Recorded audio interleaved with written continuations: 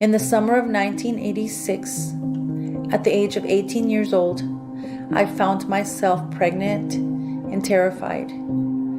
I had no idea how I would have a baby and support it, and so I decided that abortion was the best choice for me.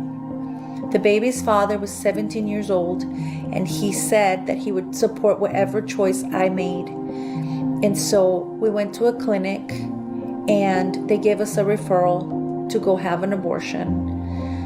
The day of the abortion is not very clear to me. I do not remember how I got to the clinic, and I do not remember how I left. But I do remember bits and pieces of the abortion experience. I walked into a dimly lit room, and I was being led by someone. They told me to sit on the bed and then lie down.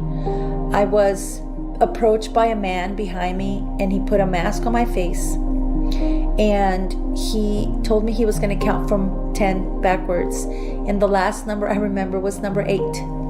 I was 13 weeks along, and it was a surgical abortion. The next thing I remember, I was in my bed, in my bedroom, sobbing. I don't remember any of how I got there or how I left.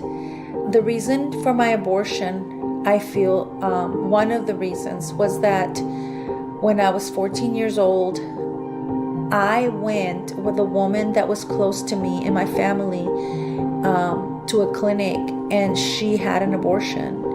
I remember thinking that that was what you did if you felt that you were in trouble.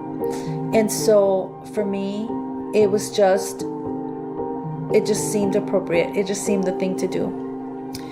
When I woke up that day in my bed, I was crying, and I was immediately regretting my decision. I didn't know that one of the symptoms of a post-abortive woman is to ask for another baby. And so that is what I did. I asked God to give me another chance to be a good mother. And in the winter of 1987, I gave birth to a son. I really believe that this was my saving grace. This baby helped me to cope with my abortion.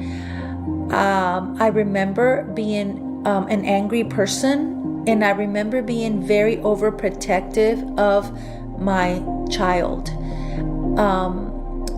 Although when I had the abortion, I didn't feel like I would regret it after the experience. I just felt so ashamed and so regretful, but I was never able to let myself grieve or feel that I could have any right to feel bad. And so I never turned to drugs or alcohol or promiscuity, but I remember just being an angry person.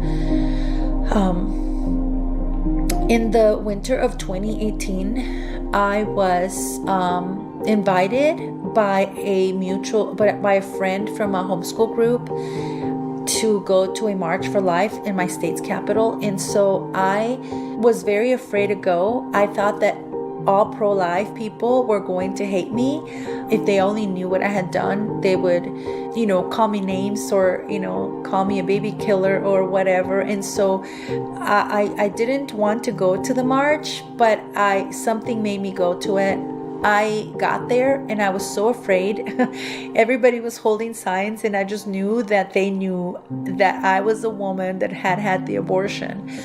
And so I silently listened to the speakers, and one of the women that was speaking got up there and herself said that she had an abortion when she was 17 years old. I could not believe what I was hearing, and I immediately looked for her after the march. When I found her, it took me 2 hours to find her, and she offered to take me through the recovery program. I told her I didn't need it, but she insisted, and so I agreed. When I went to the weekend retreat, I was very skeptical. I didn't think that it was going to work, and I soon realized that I was being led by God. I knew that this was going to be something that was going to be life-changing. Today, I have led several women. I volunteer at a pregnancy resource center, and I'm a part of several organizations that are pro-life. I have made it my life's passion and my life's endeavor to keep women from making the same mistake that I made. I feel as though silence is Planned Parenthood's greatest tool, the enemy's greatest tool, and I feel that women need to be healed and need to be restored. We will always feel regret, but we don't always have to feel shame, and we don't always have to feel guilt. There is redemption and there is healing.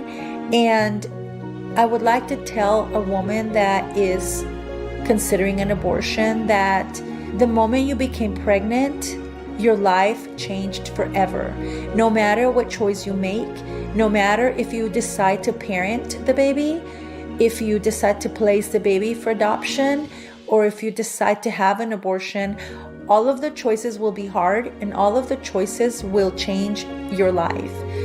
But I would like to encourage you that the two choices that give life will be the choices you will never regret.